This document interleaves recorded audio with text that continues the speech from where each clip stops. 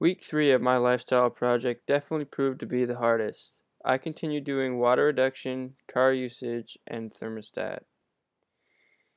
For my showers, I decided to change things up this week. Instead of cutting my 8-minute showers in half, I decided to reduce my shower time by 2 minutes and do it for all 7 days instead of 4 days. I feel like this would have a similar effect in water reduction. I continue with my Fuller dishwashers, and it actually seems to have incorporated into my lifestyle, and I think I will continue to do this after the project is over because it's just more useful in my opinion. I continue with my laundry, my larger loads of laundry. Um, One thing I noticed is that I had baseball practice a lot, so I was constantly needing things washed. So when I need something washed, instead of just throwing in the few things that I needed, I went to my roommates and asked if they had any laundry that they needed washed.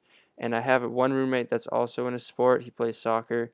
And so he always needed stuff washed too. So we kind of came up with this little plan, and it ended up working out the best for both of us. Uh, I ended up saving about a load a week, which is around 40 gallons, and it was very helpful. I continued with leaving my car at home and biking to school.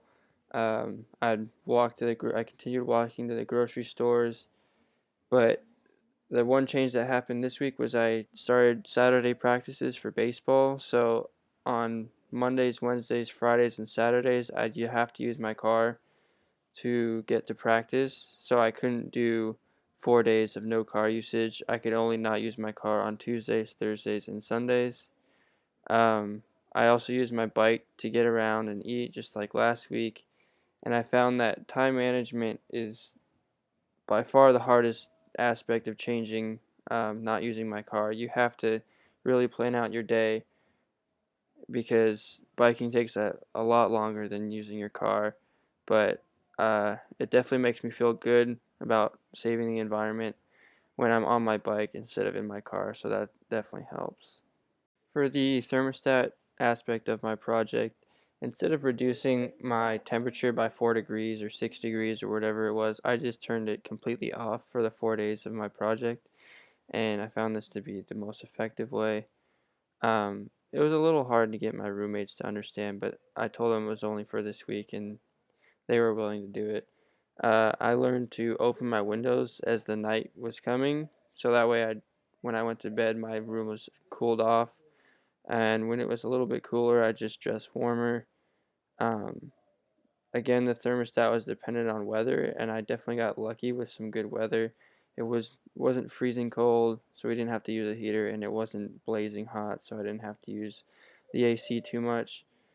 And I also noticed that we were saving money with this, and it definitely helped on the budget. So that was a good aspect. For this week, I ended up saving around 28 gallons of water on my shower time reduction. I saved about 4 gallons a shower and 7 days a week, so 7 showers, 28 gallons, plus another 7 gallons from the Fuller dishwasher and another 40 gallons from the full laundry. So that totaled to about 75 gallons of water saved this week. And over the course of the whole project, so 3 weeks, I saved around 170 gallons of water. That's actually pretty impressive. And I also reduced my carbon monoxide output by driving my car less, and I reduced the power that I used because of the reduction of the usage of my thermostat. I noticed that as the weeks went on, I definitely got more creative with my energy saving and water reduction and all that, and it was pretty interesting to see the new ideas that I could come up with. And overall, this project was pretty cool, and it opened my eyes to a lot of things.